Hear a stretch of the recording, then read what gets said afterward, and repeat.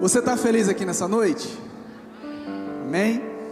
Quem não estiver vai sair feliz, ou vai sair triste consigo mesmo. Porque isso é bom. Sair triste consigo mesmo, com as nossas próprias mazelas, é bom, porque vai nos dar uma esperança de mudança, esperança de tratamento, esperança de transformação. Assim como a Ju testemunhou aqui, né, de falar, tem muito a ver com a palavra que vai ser ministrada hoje. Porque a palavra vai ser crente ou ser gente. Uau! Diga assim: eu sou humano. Diga para o seu irmão: você é humano. Você é humano. Diga para o outro irmão: você é humano. Amém? E eu sempre digo que nós estamos no processo. Todos nós estamos num processo de crescimento. A palavra do Senhor diz para que a gente possa buscar conhecimento para crescermos em Cristo Jesus até a volta, até o dia dele. Ou seja, mesmo o mais crescido aqui neste lugar, que a gente não sabe quem é, ainda precisa de crescimento. E por isso que nós somos igreja, é por isso que nós estamos aqui. Eu creio que você está aqui porque você crê em Deus, amém?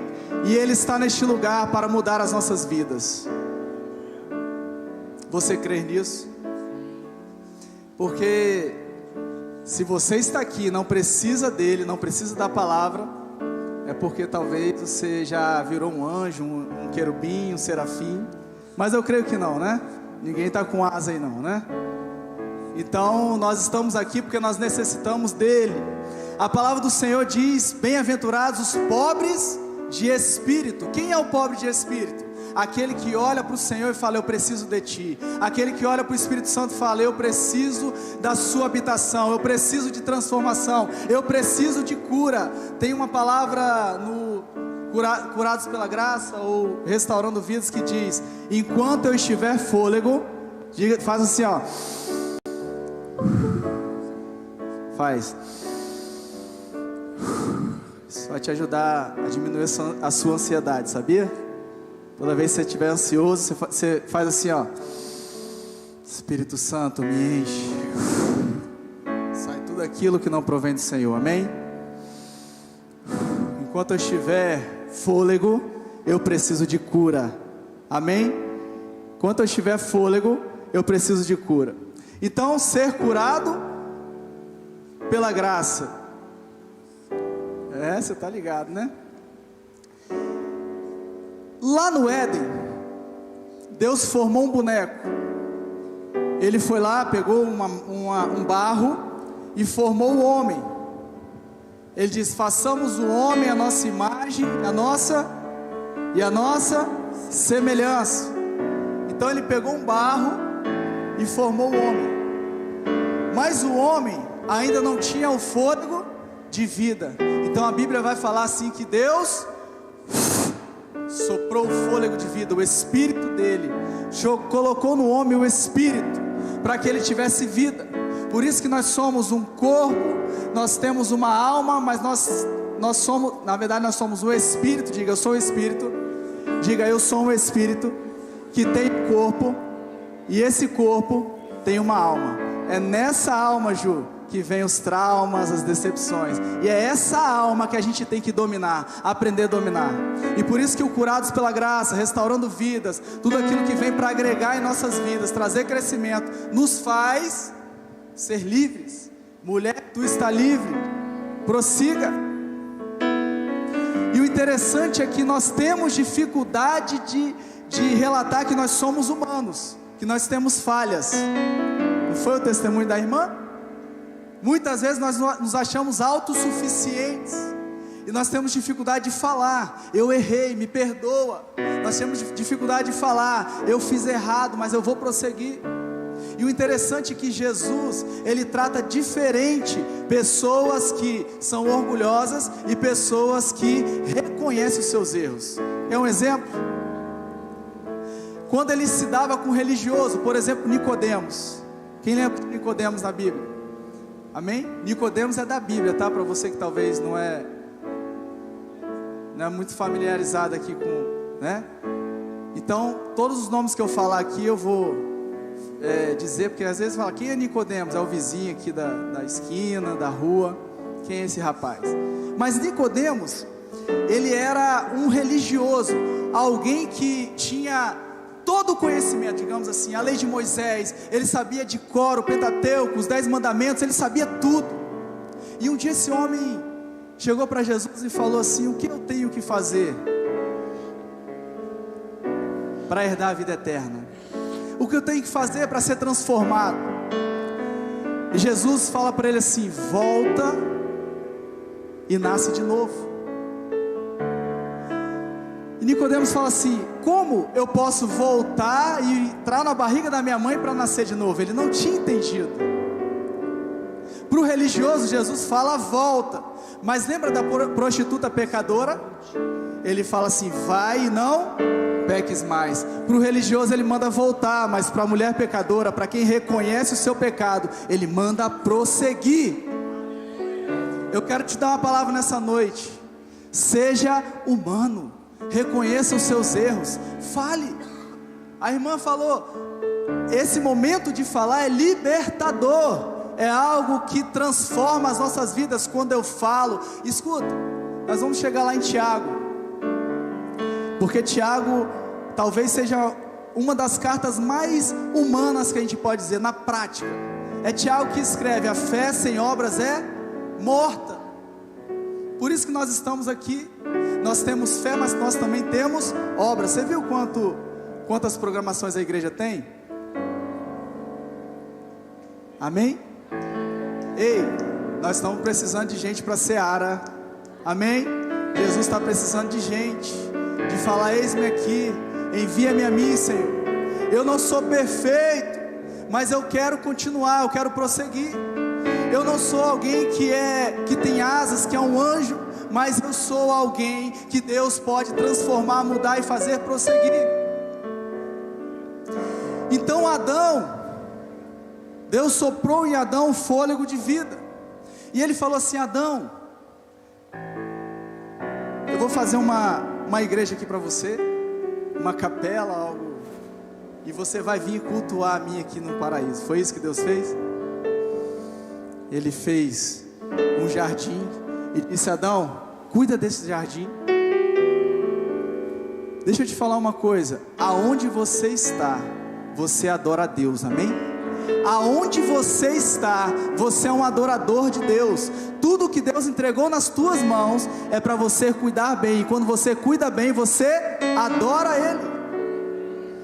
Foi isso que Deus falou para Adão: Adão, cuida do jardim, cuida daquilo que eu dei nas suas mãos. Eu vou te prover, eu vou te proteger, eu vou te dar direção, mas você precisa cuidar. Ei, a fé sem obras é morta. Não adianta dizermos que temos fé, mas não praticarmos e vivermos a palavra de Deus. Ei, se você caiu, hoje é dia de recomeçar. Deus ama recomeço. Diga comigo: Deus ama recomeços. Não tem problema recomeçar. Não tem problema dizer: eu sou falho, eu não sou perfeito, mas eu posso melhorar. Na verdade, nós devemos melhorar. Abra comigo Tiago capítulo 5.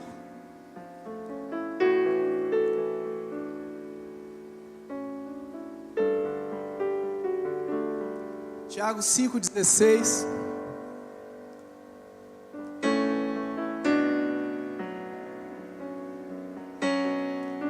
Está na tela aqui.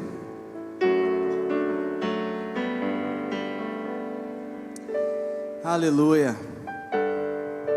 Vamos ler todos juntos, vamos lá? Portanto, confesse seus pecados uns aos...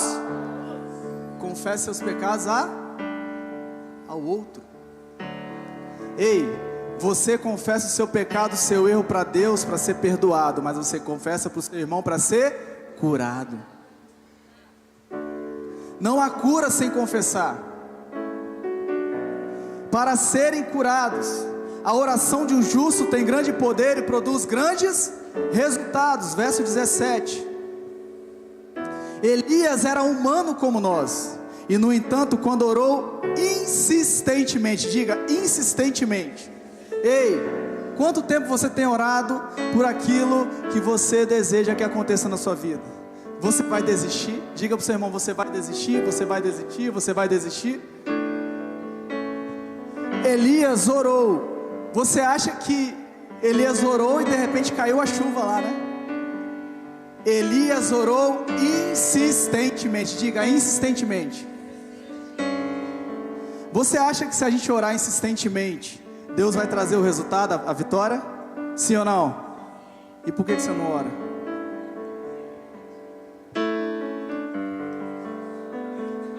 Insistentemente são todos os dias, irmão. Você vai desistir da sua família, você vai desistir do seu casamento, você vai desistir do seu filho, você vai desistir daquele sonho?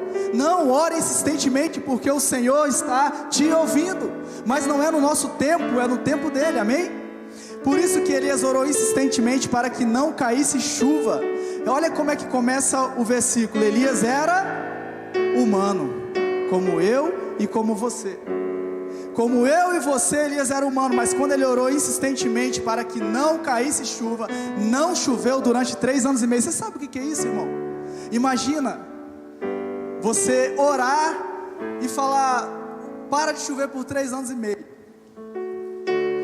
Às vezes eu oro para que não chova na hora do culto, né? Não sei se ainda está, né, pingando a nossa lona, mas está dando certo. Não está chovendo não. Mas às vezes pode refrescar a gente também, né? Se chover também não tem problema não. E não choveu durante 3 anos e meio. Verso 18. Então ele orou outra vez. Diga outra vez. E o céu enviou chuva, e a terra começou a produzir suas colheitas. Amém? Glória a Deus. Entenda, quem era Elias? Humano, mas um dos maiores profetas da Bíblia que já existiu, irmão. É o cara que mandou o sol parar. É o cara que foi lá no rei Acabe. Você tem noção? Uma pessoa chegar naquele tempo e lá no rei e falar assim: rei, apontar e falar: é o seguinte, assim diz o Senhor.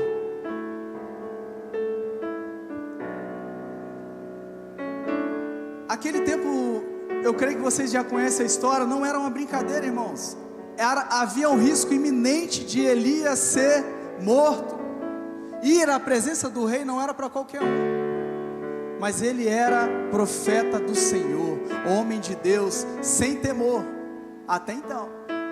E ele vai até o rei, vai diante da presença do rei, e fala assim: olha, levanta aí 450 profetas de Baal. Profetas de Baal, sabe o que é Baal? Era o Deus da fertilidade, era o Deus que fazia chover, era o Deus da agricultura, era o Deus que trazia a produção para eles. Naquele tempo de Israel era muito forte isso. Os dízimos e as ofertas eram dados através da agricultura, através do gado. Era assim que funcionava. Aquilo era poderoso, era a economia da época. E Elias faz um desafio com o rei Acabe e fala: levanta diga 450. Quantos era Elias? Levanta 450 profetas de Baal e 400 de Azerá. Azerá era uma deusa grega que era a deusa da prostituição, da sexualidade ilícita. E Elias falou: levanta 450 de Baal e mais 400 de Azerá, e manda lá para o campo, e chama todo o povo de Israel, porque naquele tempo o povo de Israel tinha se pervertido com outros deuses, com Baal, por exemplo, e estava colocando a sua confiança em Baal. Ei, em quem você tem colocado a sua confiança aqui nessa terra? Você acha que é um homem que vai te dar provisão? Você acha que é o seu patrão, é a sua empresa? Engano seu. Quem te dá a provisão é o Senhor Deus.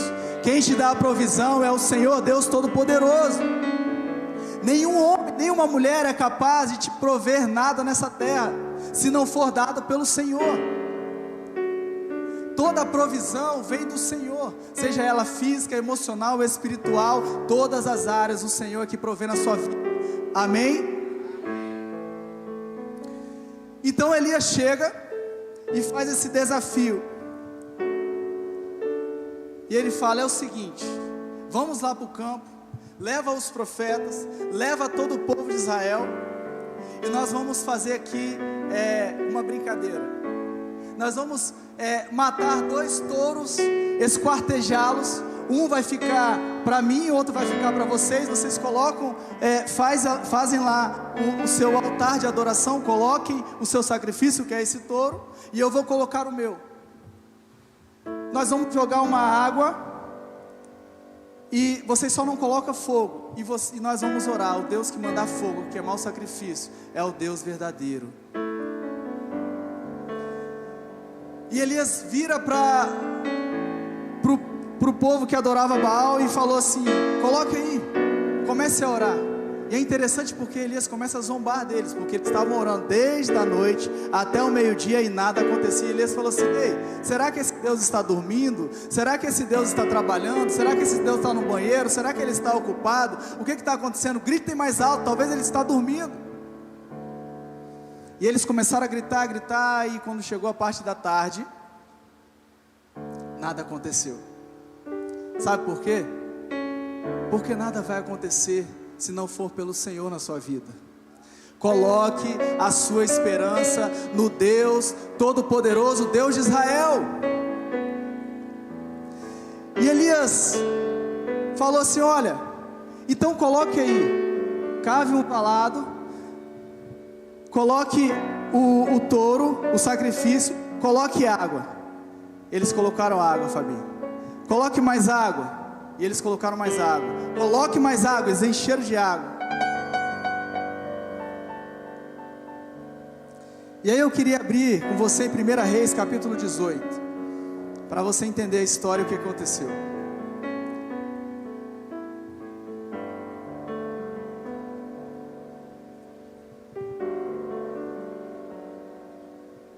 Primeira Reis 18, versículo 30.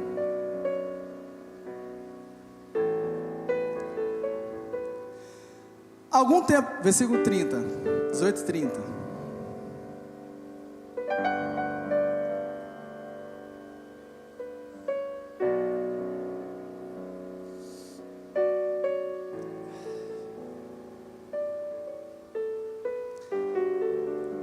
Travou aí? Então Elias disse ao povo: venham aqui. Que povo? O povo de Israel que estava adorando outros deuses. Olha a ousadia do homem de Deus. Todos se reuniram em volta dele, enquanto ele consertava o altar. Ei, para o fogo de Deus descer na sua vida, que é a presença dele, você precisa consertar o seu altar. Antes do fogo descer, você precisa consertar o seu altar. Antes o altar era físico, agora você é altar do Senhor. Eu sou o altar do Senhor, o Espírito habita em nós. Olha o que João diz: eis aí o Cordeiro de Deus que tira o pecado do mundo. E ele diz assim: olha, eu não sou digno de desamarrar as sandálias dele. Eu vou te batizar vocês com água, mas ele vai te batizar com o Espírito Santo e com fogo. Escuta, você é terra, porque você é a matéria. Você tem água, 70% de água no seu corpo. Você tem ar, só está faltando fogo talvez, para acender aquilo que está faltando no seu coração, para você viver os melhores dias da sua vida. Então Elias diz: vem aqui, porque eu vou estar consertando o altar. Alguém falou aqui que é tempo de arrependimento. É tempo da gente se voltar, consertar o altar e dizer: Senhor, me perdoa. Fala com o Senhor. Elias era homem como eu e você. Quando fala homem, irmãos, é humanidade, é homem e mulher, é humanidade. Nós somos humanos. Então ele começa a consertar o altar. que me dá a entender também é que, se alguém te derrubou em algum momento, Deus está aqui nessa noite para te levantar, para organizar o seu altar. Pastor, não consigo levantar, consertar, organizar o altar sozinho. Ei, Deus está neste lugar. E se você ainda precisar de alguém, nós temos uma família da fé que está aqui para te abraçar, porque para Deus você confessa para ser perdoado, mas para o irmão para ser curado. Deus quer levantar pessoas na sua vida, da mesma forma que talvez pessoas te machucaram, Ele também levanta pessoas para te curar. Agora escuta, não abra o seu coração para também qualquer pessoa, amém?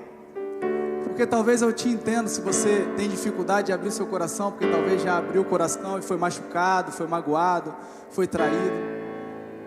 Mas Deus tem levantado pessoas para poder tratar o nosso coração nesses dias.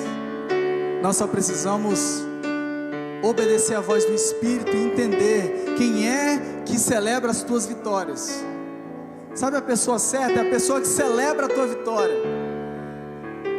Porque é mais fácil chorar com os que choram. Talvez no seu velório alguém que possa ser seu inimigo venha e chore: perdi meu inimigo.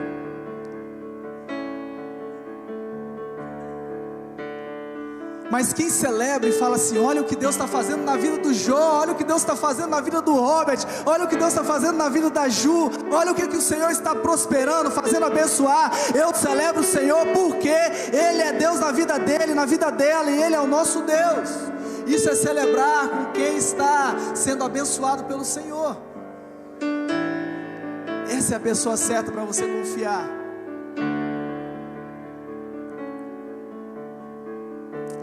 Aleluia, igreja. Deus está neste lugar. Não perca o que Deus vai falar, que o seu coração está falando. Não perca a oportunidade de ser tocado pelo Espírito. E Elias estava consertando o altar, verso 31. Pegou 12 pedras, uma para cada tribo dos filhos de Jacó, diga Jacó, a quem o Senhor disse: teu nome será, diga Israel, amém? E ali 12 pedras, o que me dá a entender? É que ele está falando das 12 tribos de Israel. Ele está dizendo, sabe o que? Ele não quer que ninguém fique para trás, Ele não quer que ninguém fique de fora, Ele não quer que ninguém fique perdido. Ele quer que as 12 tribos, Ele poderia levantar ali 8 pedras, mas profeticamente Ele disse: eu vou levantar as 12, porque eu quero que todos se salvem, todos sejam tocados, todos sejam curados, todos sejam abençoados, e teu nome será Israel. A promessa de Deus para Jacó. Verso 32.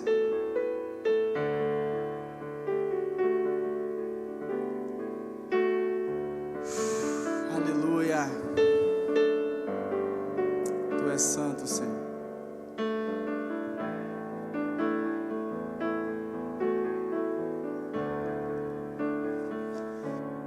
E com elas, com quem? Com as pedras, reconstruiu o altar em nome de quem? O altar precisa ser reconstruído para o Senhor, em nome do Senhor, amém? O nosso altar não pode ser construído para nós mesmos. Não é o nosso altar, não é a nossa vontade, não é o nosso eu, não é quando eu quero, quando eu posso, quando der, mas é quando o Senhor me mandar, porque o altar foi construído para o Senhor. Elias reconstruiu o altar em nome do Senhor. Depois cavou ao redor do altar uma valeta com capacidade suficiente para 12 litros de água. Lembra da valeta? Ele colocou água, aí coloca mais água, não é suficiente, coloca mais água. O que ele estava dizendo? Porque água apaga o que? Fogo. Mas Deus, ele se manifesta como água e também se manifesta como fogo. E isso não impede o agir de Deus na sua vida. Tem alguém colocando água em você, querendo apagar o seu brilho, apagar o seu fogo? Em nome de Jesus, reconstrua o seu altar para o Senhor, para que Ele possa vir e colocar esse fogo de volta. Pula para o 37.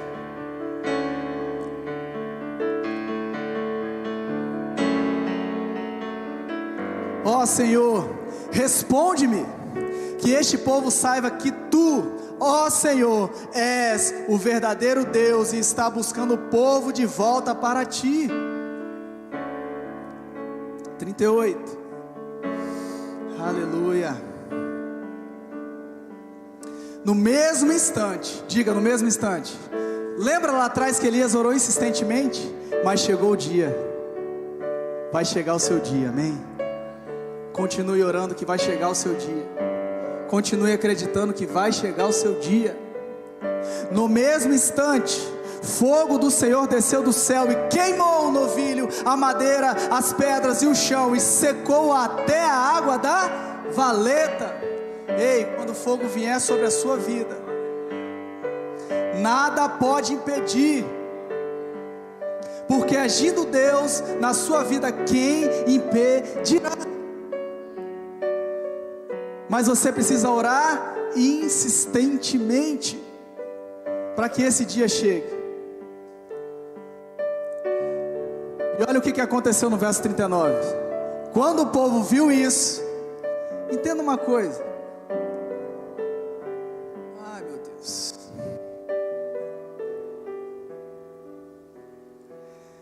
Às vezes a gente precisa ficar vendo para crer, irmãos. Para crer no poder de Deus. Mas não tem problema não, tá? Se você é assim, nós vamos chegar lá que eu vou te dar um alívio também. Não tem problema não. Se você é igual Tomé, que precisa crer para ver, não tem problema. A Bíblia fala: bem-aventurados que não viram, os que creram sem ver. Jesus disse isso. Depois que o povo viu, Bruno, o que aconteceu, porque foi mais um grande milagre que o profeta realizou através do Espírito de Deus. Todos se prostraram com o rosto no chão. Diga todos. Todos se prostraram com o rosto no chão e gritaram. Vamos falar bem alto? O Senhor é Deus. Sim, o Senhor é Deus. Você pode aplaudir ao seu Deus? Amém? Glória a Deus. Aleluia. Santo, santo, santo, santo, santo é o Senhor. Eles falaram: o Senhor é Deus. Eles voltaram para Deus. Esse é o meu Deus, esse é o seu Deus, que faz o impossível acontecer. Mas olha quem era Elias, irmãos. Olha o que Elias fez. Fez chover, fez parar de chover, fez o sol parar, fez o fogo descer, consumiu o altar. Mas não vai dar tempo da gente prosseguir nas escrituras. Mas se você ver mais à frente ali, ele se rende a uma mulher, a esposa, a rainha, a mulher de Acabe, a rainha Jezabel. Ela manda um recado para Elias, porque qual era a esperança de Elias? Se esse milagre acontecer, todos irão se render a Deus. Mas mesmo assim, o coração duro, o coração soberbo, orgulhoso de Jezabel, não se rendeu ao que Elias fez através do Espírito de Deus. E ela manda um recado: você está pensando o que, Elias? Eu vou te mandar matar. E sabe o que Elias fez? Ele tirou a capa de super-homem, de super-crente, e falou: pode vir, Jezabel. Foi isso? Irmãos, ele capinou no mato, ele fugiu.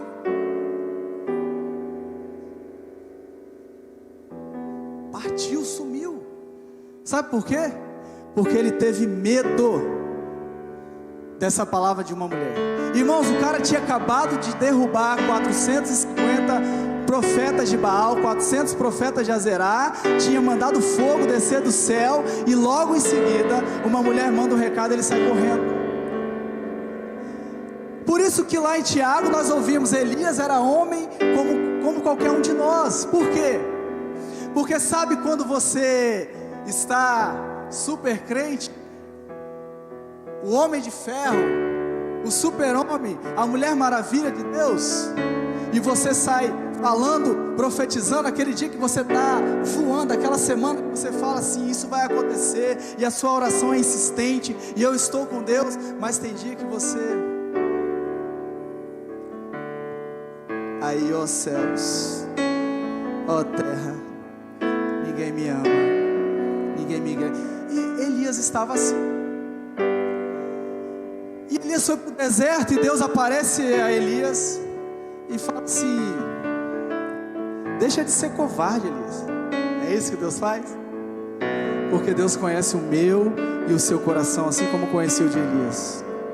E Ele chega sempre como um Deus amoroso e diz: meu filho, o que você está precisando? Eu estou aqui, eu quero te ouvir. E Elias fala assim: pai, Deus, o Senhor sabe que, né, eu sou um profeta do Senhor, o Senhor viu o que aconteceu, mas eu estou sozinho. Elias começou a se vitimizar. Ele não estava sozinho lá com 850 profetas, com todo Israel vendo. Mas isso são as nossas emoções, são os nossos sentimentos, é a nossa humanidade,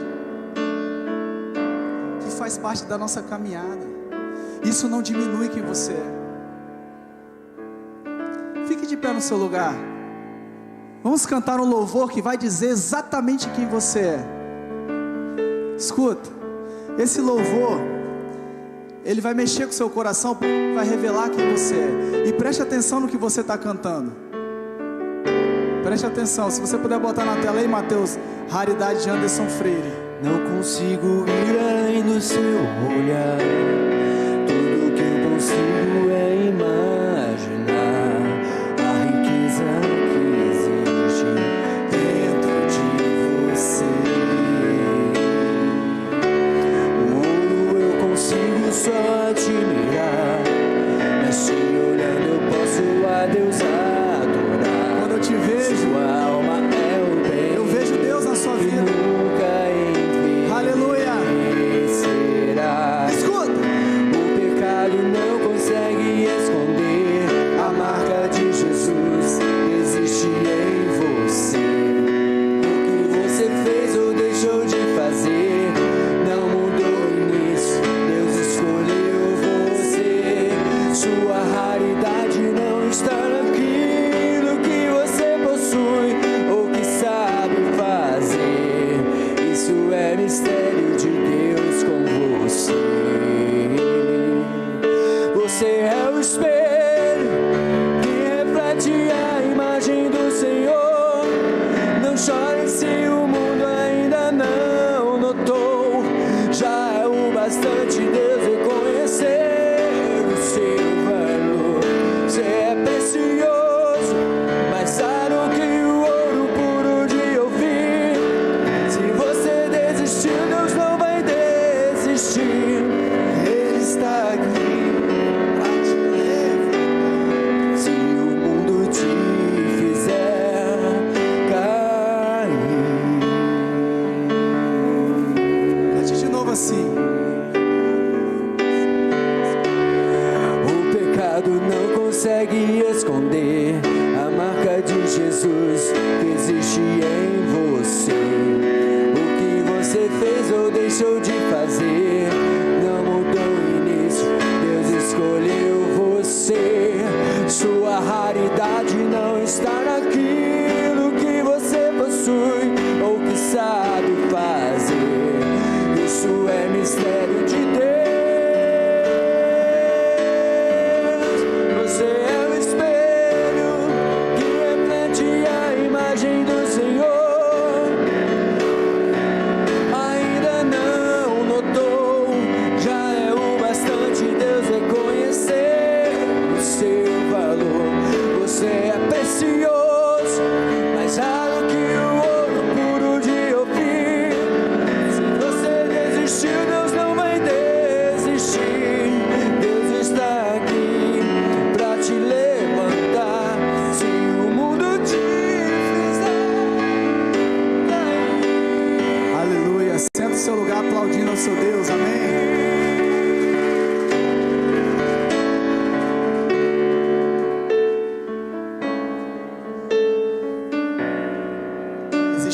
marca de Jesus na sua vida. E mesmo que você não esteja alinhado com Deus, isso não vai tirar a marca que você tem. E nessa noite Ele está aqui, nos dando a oportunidade de recalcular nossa rota e voltarmos para aquilo que Ele quer para cada um de nós, como propósito de vida. Entrarmos no trilho, sabe? E às vezes dói, mas é necessário falar, é necessário expressar que nós somos humanos e precisamos dele para podermos caminhar. Tem uma frase que eu anotei que parece até contraditória, que diz assim: confessar incredulidade é o primeiro passo para crer. Porque às vezes nós não estamos crendo e a gente fica escondendo, querendo ser mais forte do que a gente realmente é. Mas só Deus conhece o meu e o seu coração, conhece o coração de Elias. E o Senhor falou: Elias, você não está sozinho, tem mais 7.000 que me adoram aqui em Israel. E às vezes você pode estar se sentindo sozinho, você vai lembrar: existe uma igreja que me abraça, que me ama, a igreja do Senhor aqui em Trancoso, aonde eu posso também ter esses momentos de cura, momento que o Senhor nos traz para um abraço, e chorar com os que choram, mas também se alegrar com aqueles que se alegram. Escuta, confessar a incredulidade é o primeiro passo para você crer. Lembra de Tomé? Tomé confessou a incredulidade. Tomé falou assim: olha, eu acredito se eu tocar nas mãos dele, se eu tocar no furo, se eu tocar no lado. Mas tinha um outro discípulo chamado Judas, que não confessou essa incredulidade, e você já conhece o final. Quando Jesus ressuscitou ao terceiro dia, Ele foi glorificado no seu corpo e apareceu para os discípulos. E quando Ele se bate de frente com Tomé, Ele disse: Tomé, você é um incrédulo. Tomé, você não deveria estar na igreja, porque você não acredita. Tomé, você não serve para ser meu liderado. Tomé, você não serve para ser meu líder. Foi isso que Jesus falou? Ele falou assim: pode tocar, Tomé. E Tomé falou: agora eu creio. E nós sabemos que o final dele foi salvação e vida eterna. Mas aquele que não confessou, aquele que guardou a confissão, todos sabem o fim dele, o fim de Judas, que foi uma morte trágica. Ei, Deus está te despertando para falar de algo que Ele quer curar na sua vida, amém?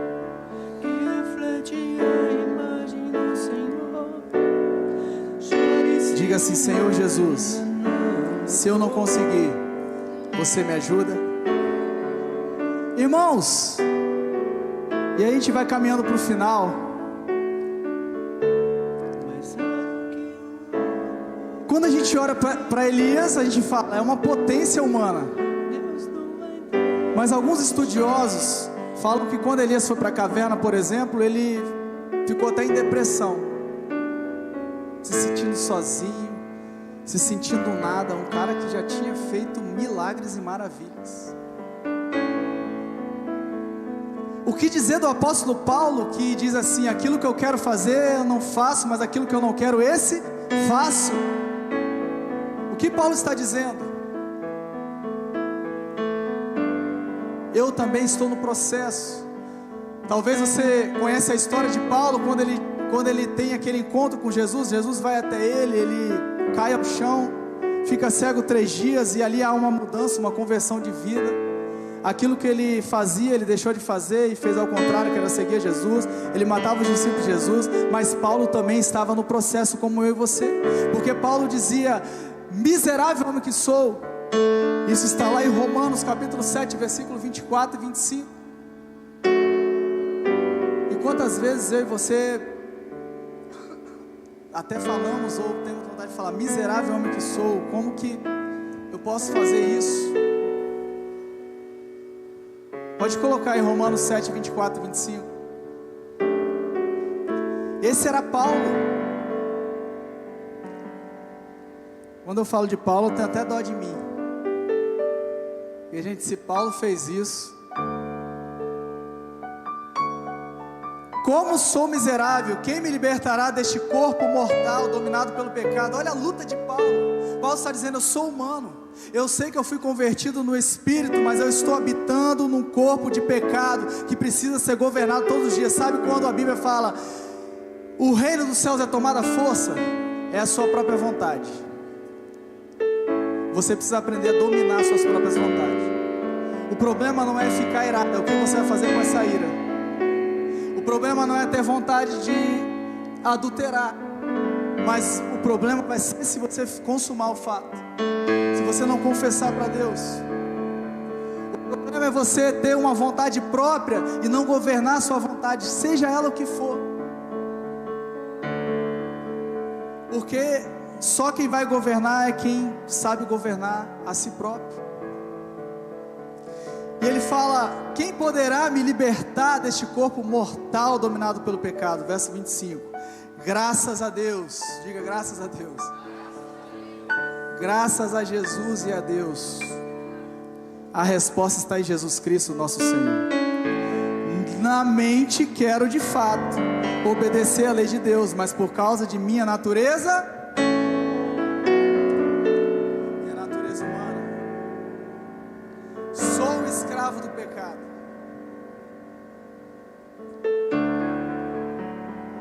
Eu disse que aqui não tinha anjo, lembra?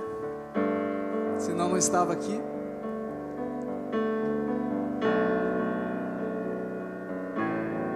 Porque nós estamos no processo, irmãos. E aí eu queria terminar falando de dois corações diferentes. O coração de Saul e o coração de Davi. Vou chamar Saul aqui, né, que é o mais alto aqui. Se tiver o mais alto aí, levanta a mão.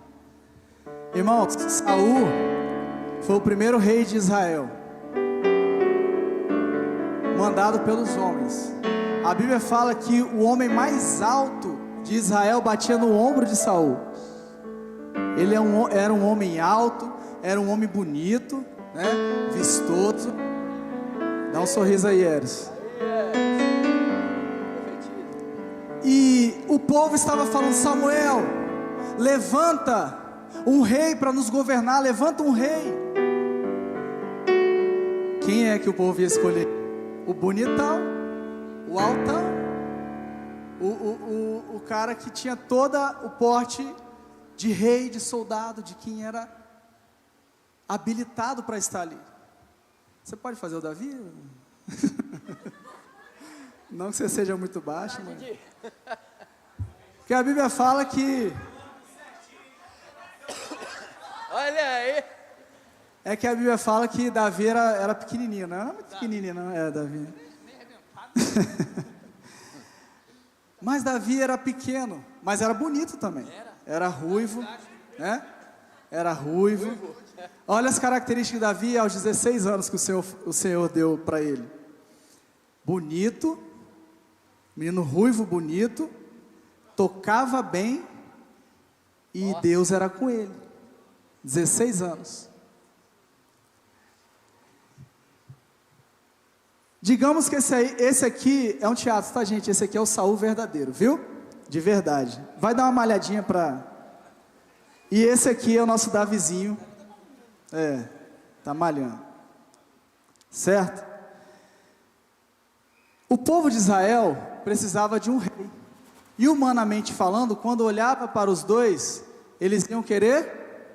Me ajuda aí, gente. Por quê? Bonitão, né? Esse era o rei do povo. Se eu não conhecesse as escrituras, e hoje Davi e Saul estivessem aqui, morando em Trancoso, fazendo os seus trabalhos, suas atividades, vindo à igreja, eu também escolheria Saul. eu duvido que você escolheria Davi. Por quê? Porque Saul errou muito menos do que Davi, humanamente falando. Mas qual é a diferença do coração de Saul para o coração de Davi?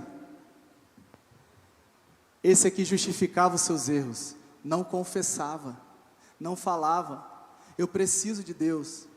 Esse aqui desobedeceu. Sabe aquele versículo tão famoso? Obediência quer e não sacrifício.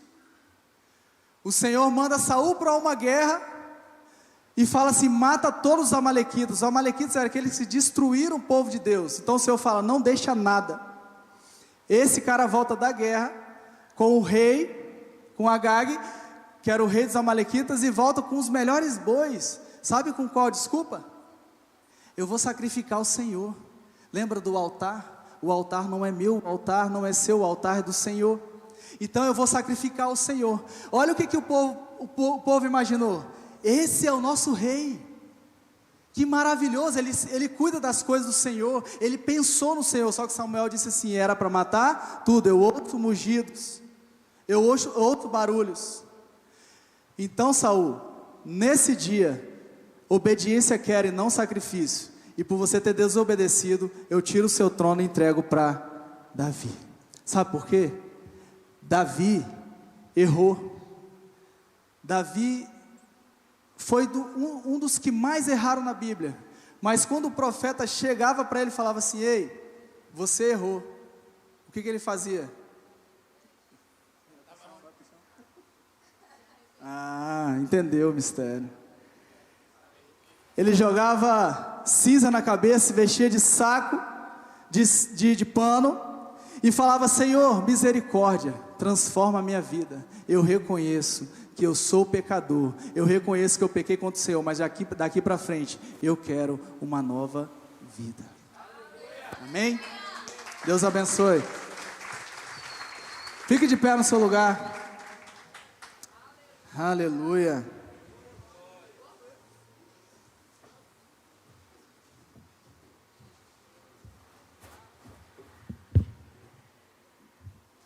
Teatro ao vivo é assim mesmo, viu, gente?